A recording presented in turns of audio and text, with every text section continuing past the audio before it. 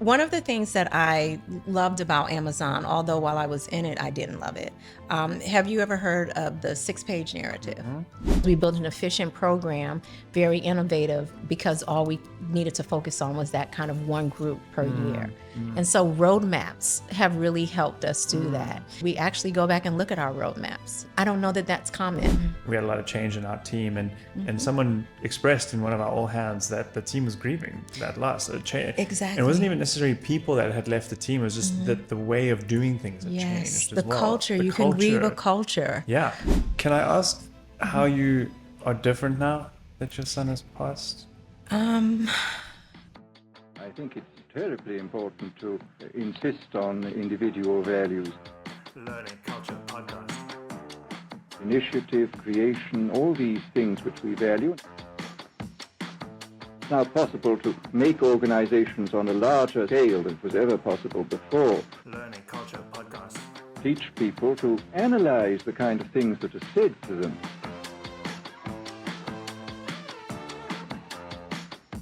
Takesha, welcome to the show. Thank you. I'm so excited to be here. Yeah, we almost missed this, but we somehow made it work, and I'm Yes. very excited to have Same. you. You love elephants. Oh, who told you? You may have Yes. dropped that in the conversation when we had our prep call. I'm curious what a characteristic or element of elephants that most resonates with you, that you most want to embody in your life.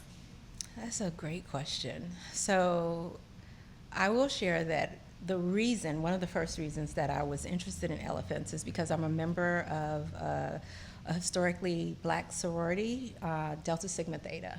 And so that is our mascot. So that's why I collect them. Yeah. But I started to really watch information about elephants and some great documentaries. And I think what I like about them the most is their empathy. Yeah. So one scene in a documentary I'll never forget is when a mother elephant lost her baby elephant, and there was real emotion and tears from the mom. And not only that, the rest of the pride kind of supported her. And so it was a very human characteristic that I don't see a lot sometimes in our corporate world, one that we need more of, and we can learn a lot from the elephants for that one. I completely agree. It's a beautiful answer. Empathy and community and, Yes. and that support network. Exactly. Yeah, so I guess how the next question, it sort of feels obvious, is to ask how you've embodied that, or how do you try to bring empathy into your work? I am just for me, I think I was a naturally empathetic leader, and I hope that sounds modest enough. Yeah, I think on that topic it definitely is. I think I really do, and it'll probably sound very cliche, but just put myself in another person's shoes. This year was probably one of my harder years. I'm not sure if I did share this in our prep, but I lost my son a year ago. He sorry. was randomly killed in a robbery at a store. And I think the empathy that I have shared through my career really showed up for me, and I saw what it looked like. Although not many people at my job know what it's like to lose a child, they were still able to rally around, support. And when I would say to them, I'm so grateful and I'm so thankful, what I would get back very often is, well, this is what you've always given us. And so it showed me that just being human, putting yourself in someone else's shoes and really taking the time to know them and understand what they're going through and supporting them through it. And that doesn't mean giving people a pass, especially in leadership, but it does mean just having understanding in a very different way. And so I believe that I've done that in my career, and I was able to receive that, be on the Yeah. receiving end of that in the last year. Wow, incredible to have that reflected back on Yes. you. Can I ask how you are different now that your son has passed? I'm a lot more fearless Really? because my son passed away when he was 20. And one of the things when we went to clean out his apartment a few months. It took me a few months after he passed away. And he had 3 clocks on his wall so that whatever direction he was in his bedroom, he could see time. And so that, I never forgot that. And so when I talk about fearlessness, it's fearlessness with my time, right? Yeah. And that it was, we're born and we know that we're not going to be here forever. But this past year, I really know that I'm not going to be here forever. Yeah. So being able to take risks, also being able to set boundaries, right? So we talked a little bit before we started about Daniel Pink's session today. He did talk about taking the chance, but also about setting boundaries with your time. And so those are 2 things that even before he said it, Yeah. I'd experienced that, and it was very different. Yeah. Work used to be at the center, Yeah. and it's still really critical, but within the work, I can say no more easily. I can prioritize, and that's not just with my job, it's with the people who are in my life. My mom passed away 2 years ago, and isn't it sad, a tragedy of life that you Yes. have to go through something like that to have those kind of appreciations on a Yeah. really felt level? Exactly, Yeah. because we know it intellectually, Yeah. but then I feel it Yeah. every day. Yeah. So this podcast and spending time with you, very intentional. Very much something that I wanted to do and set the boundary and the time for. Even though I'm at a conference where there's 10,000 people and 350 sessions, this is something that was important. This Yeah. is something that I knew I wanted and needed to do. Yeah. And so I made the time for it. And I don't think I would have done that a year and a Yeah. half ago. Yeah. Wow. That's amazing. Thank you I'm for sure sharing. you understand that. Yeah, well, no, thank you for sharing that. Because, yeah, I mean, that intentionality was also present in coming here and saying, like, we wanted to do this and Yes. reaching out to you. And you know, I think maybe we were one of the first people I reached out to and one of the last to respond. And that's not there's no criticism there.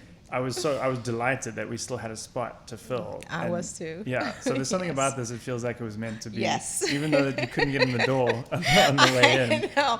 And if the young lady who let me in is watching this podcast, I was meant to be here. Yeah, exactly. So, exactly. yes. Awesome. Okay, so let's talk about your new role. You've Yeah. got a new charter, and that charter is somewhat about solving this problem of the cobbler's kids not having shoes. Yes. Right? So tell us a little bit about what that role is and what you're excited about. So hopefully everyone's familiar with that, the story. And really what that boils down to is a lot of times in professionals' lives, they don't take the time to take care of themselves. And so in my new role, I have the awesome responsibility of working with our people team on their own professional development. And while I think from the outside looking in, a lot of folks may believe, well, of course, they're trainers. They're always at a conference. Or they're talent development. They're always doing something to develop themselves. It's just simply not true. Yeah. And so the good news is, and one of the things I love about the role is that Expedia took the investment to make that role. When designing the organization about a year and a half ago, again, intentionality, it was an intentional role to have someone who was leading professional development for that group. And it's been rewarding and challenging at the same time. How far are you into it? 6 months. 6 months. Okay. 6 months into it, yes. Can you take us back to the beginning of that when you got the role? Like, what did you expect to see, and what is different about it now? I expected to see full classrooms. I don't, like I really did. Yeah. I expected, one of the things I expected was that we would be further along because we are the practitioners in the space. I expected that we would be further along with what we wanted to do with our careers. And so it was really interesting to find the conversations that I was having when I was supporting a different division in the business about, well, have you taken the time to chart out your career? Have you thought about the goals that you want to achieve? Where do you see yourself in 5 years? those same things that I didn't get answered in the business were the same things that I was encountering, or the same journeys that we needed to take with the people team ourselves. The good part is at least we knew the theory, right? Yeah, We knew it was yeah. something we needed to do. Right. But it was surprising to me that we hadn't sat down kind of collectively to take the time to do it. Yeah.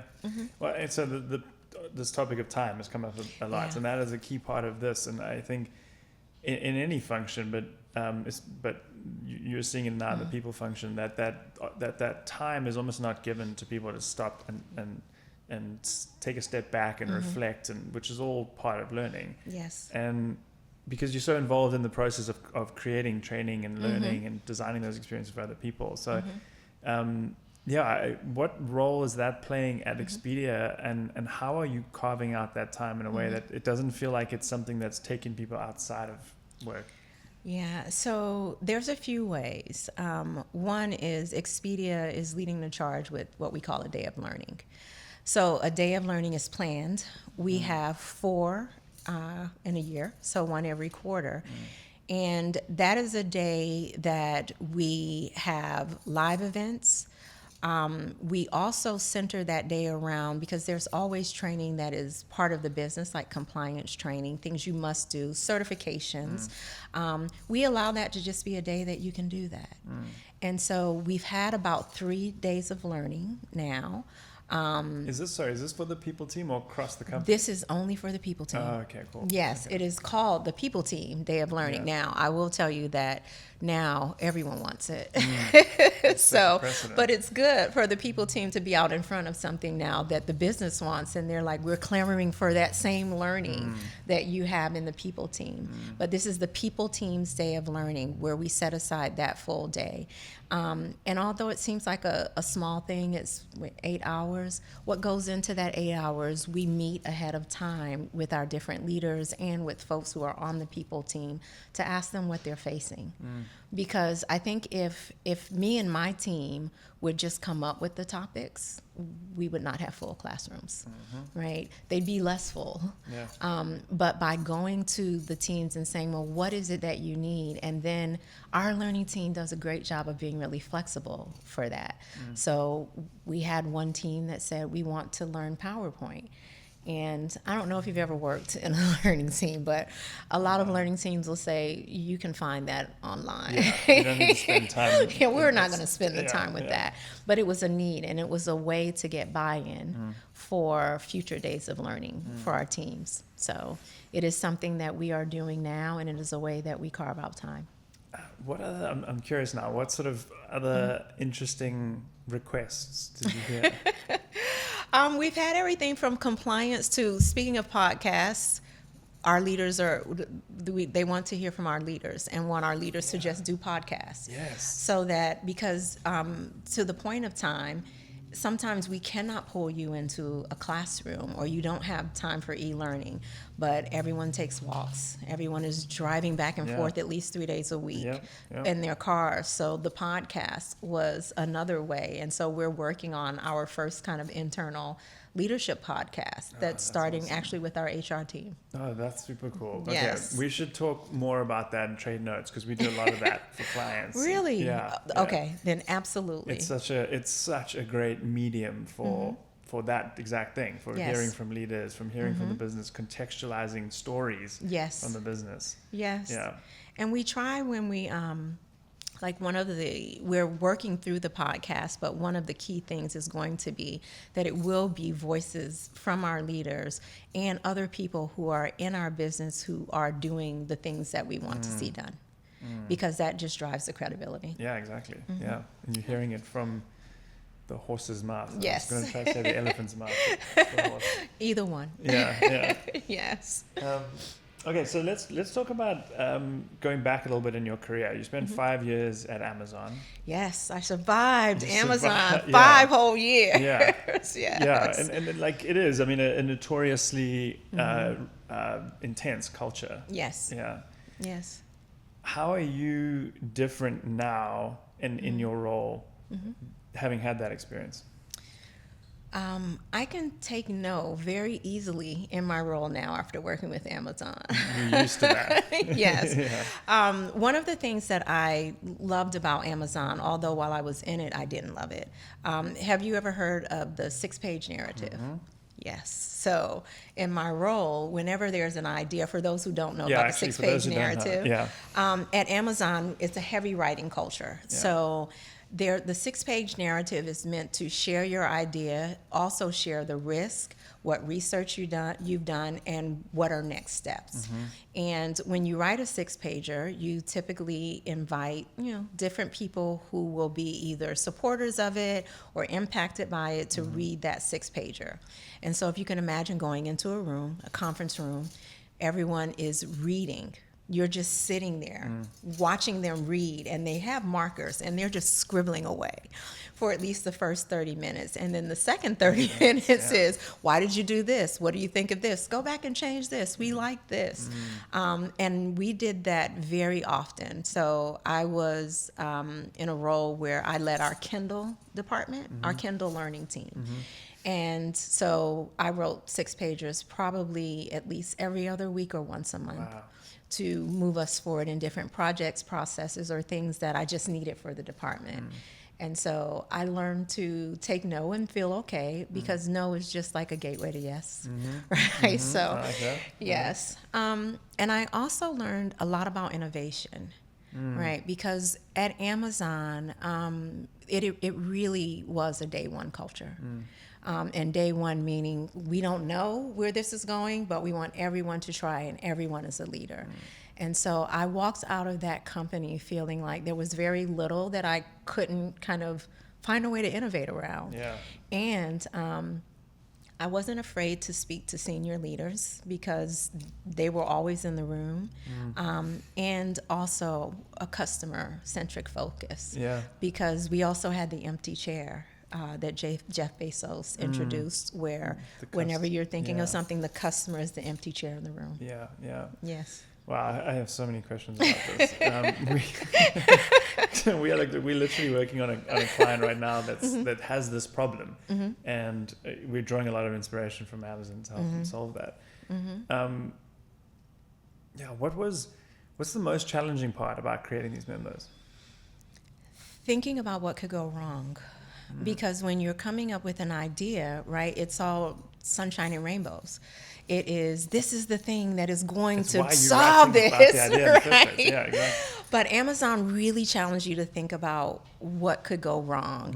And in what could go wrong, is it a one-way or a two-way door, right? So that two-way door, you can come back. The one-way door, you cannot come back. Yeah. So to sit down and have an idea, but write at least one of the 6 pages about how it could go horribly wrong and what you would do to fix it, that's the hardest part. But what it builds is kind of forward thinking. For those listening, we've got the team in the back here, and we literally are working on this. So, Yes. And the question is, so where do you start? What's the starting point for creating one of these? Yeah, so because it's a writing culture, we actually had a team there who helped you write. And there is a framework. There's a template for the 6-pager. And what we always start with is the reason why we're doing it. It's not always a problem. It could be an opportunity. But you start with why. Why do you want to do this thing? And what is it supposed to help us do? And then from there, we would go into the who it would take, who would impact, of course, cost, timelines, and those things. But we always started with kind of the opportunity of the problem in mind. Yeah. And then going through questions like who, Yes. the what, the when, those, that's fleshing it out. Yes. And the what could go wrong Yes. part as well, forcing you to be that skeptic of your own idea. Exactly. Yeah. Exactly. Yeah. It's a powerful way to think. Yeah. I think, I've spoken with some pretty admirable leaders at Amazon, and even had the opportunity once to be in a room with Jeff Bezos. Now, I didn't get to talk to him directly, but and just to hear his humility around his ideas. Yeah. Right. So, it opened up the door for us to know, okay, we can put this thing out here in the world. Did anyone in here ever have like the Firefly phone?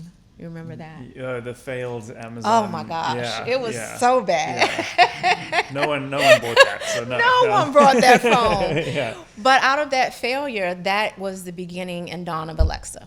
Yeah. Yeah. Yeah, exactly. Yeah, you never know, right? So Yep. let's talk, because this relates to an idea I think that's really important, is perfection is the enemy of progress. Yes. Right, and so how did that play into it as well? Because you're encouraged to come up with these memos, but you also said, like, yeah, there was a courage behind it. You just, like, you would do it. You weren't worried about what people would think. You actually you wanted that feedback. Yes. Yeah, can you talk more about that concept?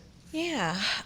So we also had a saying, at least in our Kindle department, that in order to have the ideas, you would go as fast as possible, but as slow as necessary. And when I first heard that, I was like, I don't know what that means. Yeah.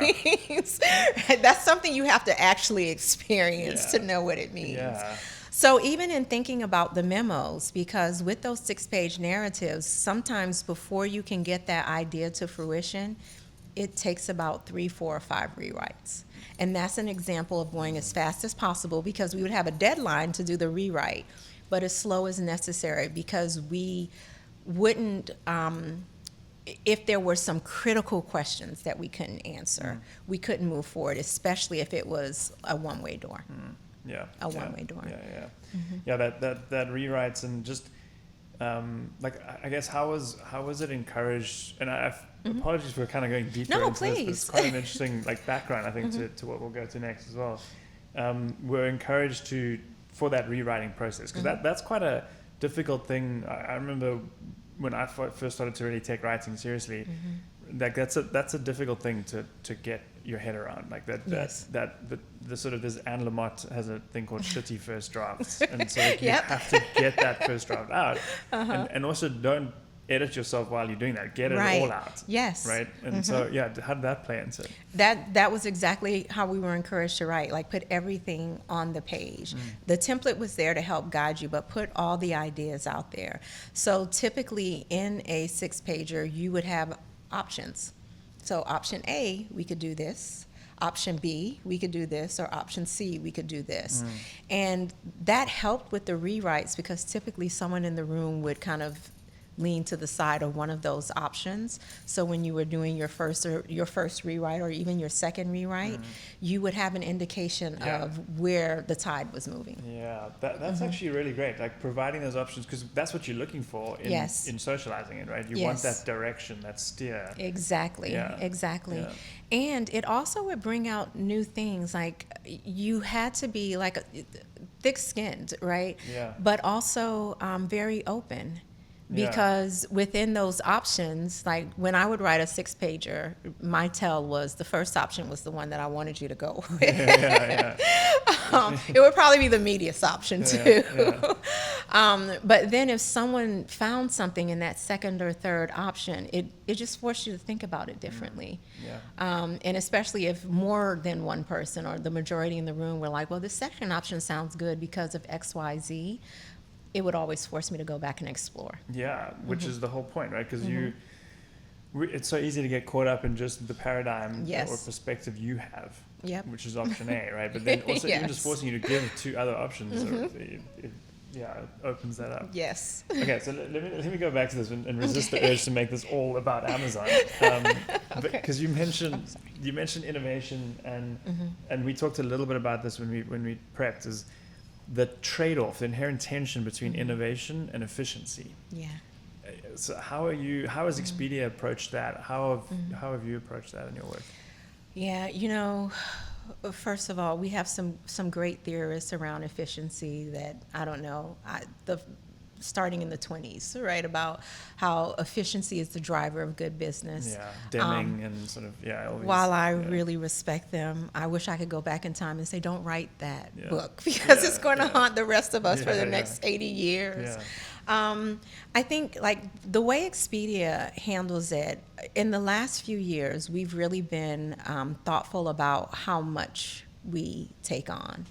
So an example is in our professional development, our leadership development courses, we were very intentional about where we spent the time and who needed it the most. And so the trade-off between efficiency and innovation was just in that giving back the time. Because when we would start with data, and an example is in just a program that we recently rolled out. We started with the data first that told us where we had the problem. Everyone wants to be, especially when we get like to our leadership groups, like I will say almost everyone wants like that accelerated training, right? You want to be in those special courses that only happen 2 or 3 times per year. Yes, the high potential programs. But even in building those, we knew we couldn't build for everyone. And so we were very fortunate to have leaders who also understood that. And so in allowing the data to tell us who needed it the most, it actually helped offset, right? Because we built an efficient program, very innovative, because all we needed to focus on was that kind of one group per year. And so roadmaps have really helped us do that. And we have a practice at Expedia where we actually go back and look at our roadmaps. I don't know that that's common in many like places that I work. Like an after-action review. Yes, exactly. Because typically, you in a lot of organizations, you'll have your annual goals, right? And we make a big deal about these annual goals, and then everyone rallies around them, and then that PowerPoint goes somewhere that we never see again.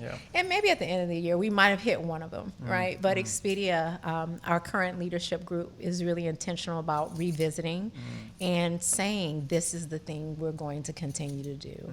And I think we've seen the payoff in that in like our one key and our one platform. It was an internal struggle to get everyone to just say no. If you get a request for something else that may sound really cool, this is the thing that we're trying to do, and to get the whole company behind that. And now that we've started to see the success in One Key, that kind of helps us think about the trade-off between efficiency and our innovation. You can do both as long as you are very focused in it.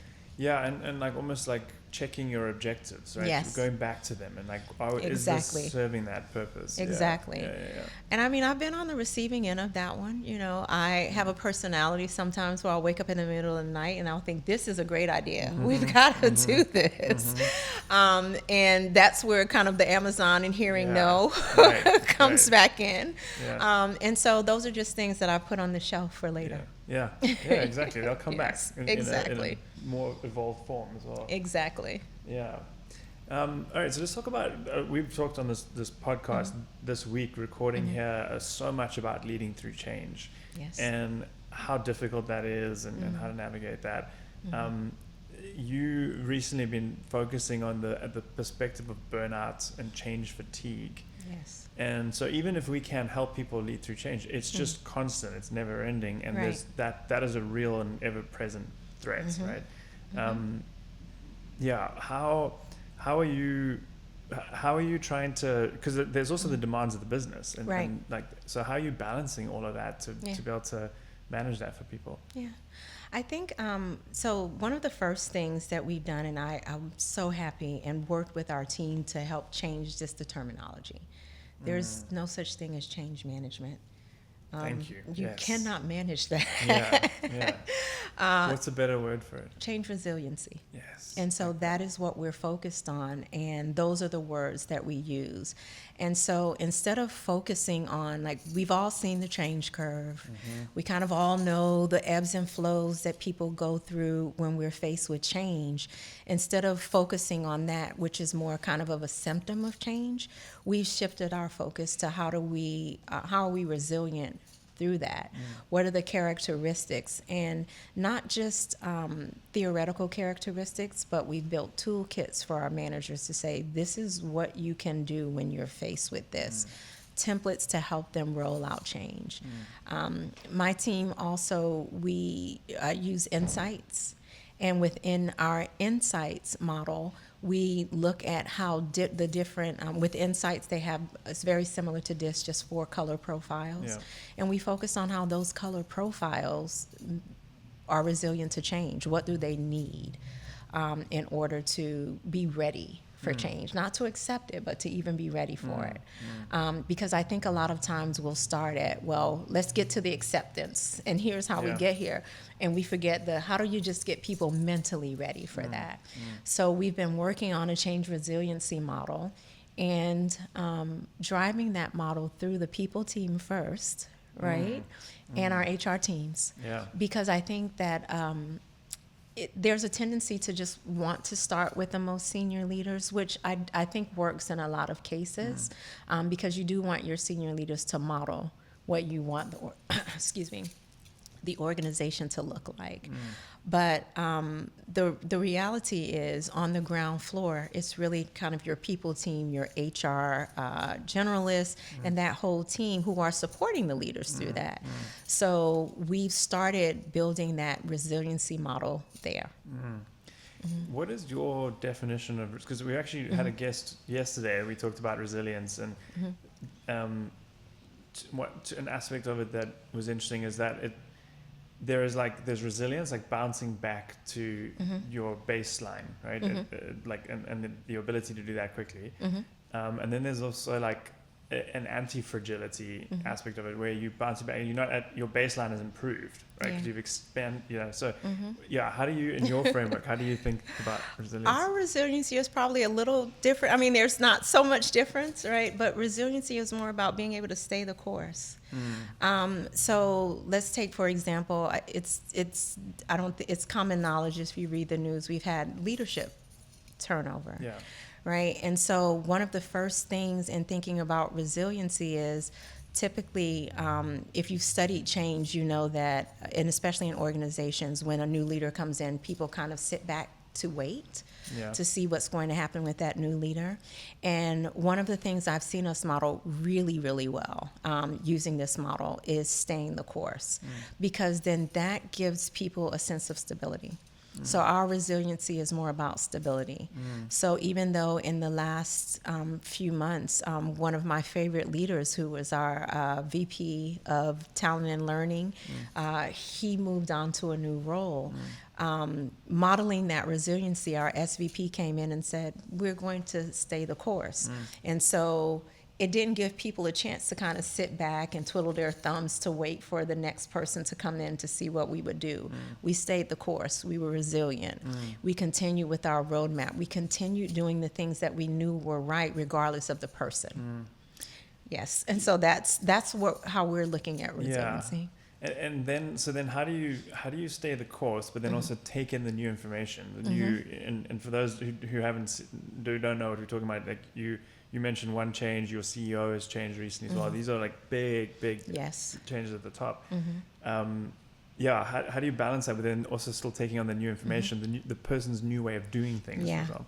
There's the communication. And so within that our change resiliency model, we also make room for the emotional portion, which I think people know to do instinctively, right? Because the change curve kind of tells you that, right? But we don't take the time to intentionally do it. And so we hear things like when the transition is going to take place. And so we've had good lead up time. And within that lead up time, especially with our CEO transition, there's been a lot of good exposure to her. So to get to kind of understand her values. So we know that things will shift. But in terms of the big boulders, or what we call them, those remain.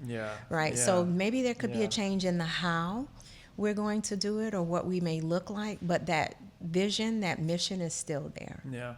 That's a great perspective. It comes back to like you were saying, the roadmap, and sort of checking your objectives, sticking back, making sure you're still doing what you committed to do. Yes. As I've come to understand grief, right, the emotion of grief in my life, I've started to appreciate the role of grief in change. Right. And this was actually really highlighted for me by my team. We had a very bumpy patch last year. We had a lot of change in our team, and someone expressed in one of our all hands that the team was grieving that loss. Exactly. It wasn't even necessarily people that had left the team. It was just that the way of doing things had changed as well. The culture. You can grieve a culture. right? Exactly. Yeah. What's your take on that? That's a tough one. Yeah. Especially still being in the throes of grief and trying to figure it out. Yeah. Right. But I've seen that grieving for this tangible thing that maybe this is why you came to the company, right? Not necessarily person, Yeah. but this was what you wanted to do. And I can say, like, within my grief journey personally and what I've seen and experienced so far at Expedia, it is the humanity that helps us through it. Yeah. So we take time. One of the things our leaders do, and I'm trying to think if I've seen this in many organizations, but when there's a change, we talk about it. Yeah. That's The hard questions too. Right. So our SVP, Jason Williams, I give him a hard time all the time, but also respect him greatly because he will get on that call and he will tell us, like, here's what I was able to share and here's what I couldn't share. And sometimes I didn't know I could share, or sometimes I didn't even know this. And we sit and we see he's grieving also. So it kind of comes, I don't know, trauma bonding, right?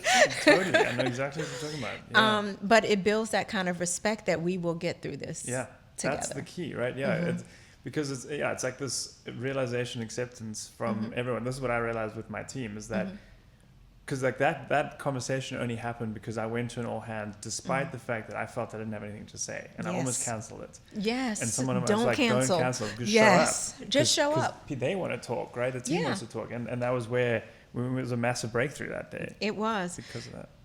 Because in some of those calls, we've had a few of those, and it's not about the answers, right? Because of course someone's going to say, well, what's going to happen next? This is a normal question that we have as humans. Right.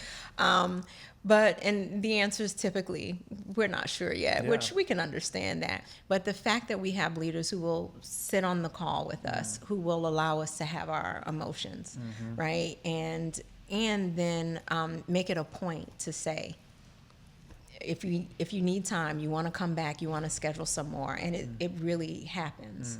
And so I think with having that type of leadership and having that happen, it has, again, just built like this protective shell around the team to where we're like, okay, we've got this. we will get this. We will get through this. Yeah. We've got it. Yeah. And we know you're with us. Yeah, exactly. Yeah, that's key. The community piece. Yes. Of it. Yeah. Yes. I want to go back to that high potential program that you worked on and built, and the change aspect of that. Like how did you think about it? What were the aspects that you purposely, intentionally built into it that helped those people going through that program navigate change? So first, one of the things that we were, and I'm going to use this word a lot, intentional about, we didn't have disjointed change models. Because within the program, our team knew that there was a need to work together. So anytime we talked about change, we talked about it in the same way regardless of the program. There was no need to build a program, build in a different change model, or bring in the curve when we had a perfectly good one there that we were trying to drive through our organization. And so within the high potential program, that change model is there. And it is tested frequently because we're consistently going through change. This particular program, I believe we talked about, is one where people bring their real problems to solve. So because they're bringing their real problems, and the program spans over a period of months, and working directly with the senior leaders who are responsible for that thing that we are the opportunity we are trying to build, grow, or that problem we're trying to solve. And so within there, change just happens, and we go back to our model. It sounds simple, and it really is. But it is. Yeah. It is. So what do we do when we hit here? And so even within our programs, we're driving the consistency. And I have been in organizations where, unfortunately, like, you have competing models.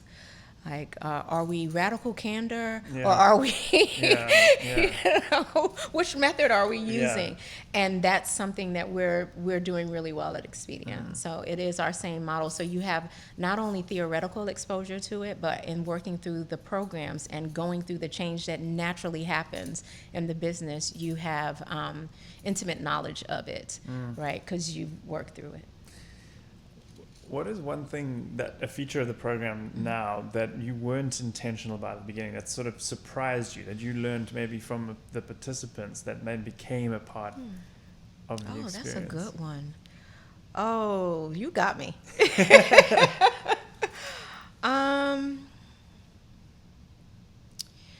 I think one of the things that was surprising to me is our program does require our senior leaders to really be part of it. And I remember in the very inception of the program being very nervous about saying, we need like 12 hours Yeah. of your time. Yeah. And thinking, they're going to say no, so how do we do it in 6? Yeah. But we got more. Ah, We got more. awesome. And it is because the investment is in something that is going to ultimately pay off for you as well. yeah. Right? Yeah, Because it's a exactly. problem that you're helping solve, and you get to have basically a de facto team to Yeah. help you solve Yeah. it that you wouldn't have had. Yeah. So we're solving the problem of resources. So I think in the beginning, remembering that I had to go to our SVP and our chief learning officer and say, we need this much time. I think I had it like in the smallest font Yeah. you could Yeah. on the PowerPoint. Yeah. And they were like, how do we get more involved? Exactly, Yeah. exactly, and that has really morphed into, like, we have a facilitator academy where one unintended consequence, in a good way, was that people were more excited and interested in becoming facilitators and speaking and actually helping impart knowledge in this way. So that was something that, I didn't expect. And it's just I kinda- expected the no. yeah, right. Yeah, going back to that. Yeah, that's, Yes. that's awesome. That's Yes, yes. awesome. Well, okay, I have again so many more questions about this, but we don't have time, Yes. unfortunately, for definitely another conversation that we need to have. Yes, absolutely. The podcast, I will be picking your brain. Yes. All right. We have plenty of good reasons to Yes. catch up there. Yes. But I want to hear from you, your last question, focusing on Takesha here. Personally, professionally, I know you coach as well. Yes. What's next for you, and what value do you want to embody into that? Next for me really is coaching and leaning into that grief space. So you lost your mom a few years ago, and I don't know what the environment might have been like kind of at work. But what I found is there comes a point in time that people just think grief kind of goes away. Yeah. Right? And it doesn't. So within my coaching practice, I am focusing on supporting those who have been impacted by grief or loss, right? And helping them rediscover why they became a leader. And the passion that they have for the thing that they used to love to do, because that was probably one of the toughest roads for me. There would be plenty of days, and please tell me if you could, kind of empathize with this one, that Yeah. I'd be at work, Andrew, and I'd be doing this thing, and I would just stop and say, is this really important? Yep. Why am I doing It this? still happens. Yeah. Exactly. Yeah. Or the struggle with confidence, right? I was in talent development before I stepped back into this current position, and worked with my leaders to bring in a new coaching company and sign contracts that saved us so much money. And I felt no sense of accomplishment, even though I knew there was a good job that was done there. I was like, did I really do anything? It didn't really feel like a lot. Yeah. And so building that confidence back. So Yeah. I really, I'm still on my journey. I would be lying to you if I said I had figured it all out. Yeah. But I figured out enough to know that there are people who need that level of support. Yeah. And Yeah. so that's what's next for me. Yeah, I love that. I love that Thank focus, you. because that's, it's something that just, as a society, I don't think we're very well Yeah. equipped for, right? Like, and Yes. I think what I've learned, there are a lot of cultures that actually do this a lot better than mine, for example. That's what I've been studying. Right? And it's like, how do we get some of those cultural Yeah. aspects here? Yeah. And, I read a book recently, The Sixth Stage of Grief, which really talks about finding that meaning. And then I think there's a seventh stage. So now you found the meaning. Now what? Now what, right? Now Yeah, what? yeah. Yes.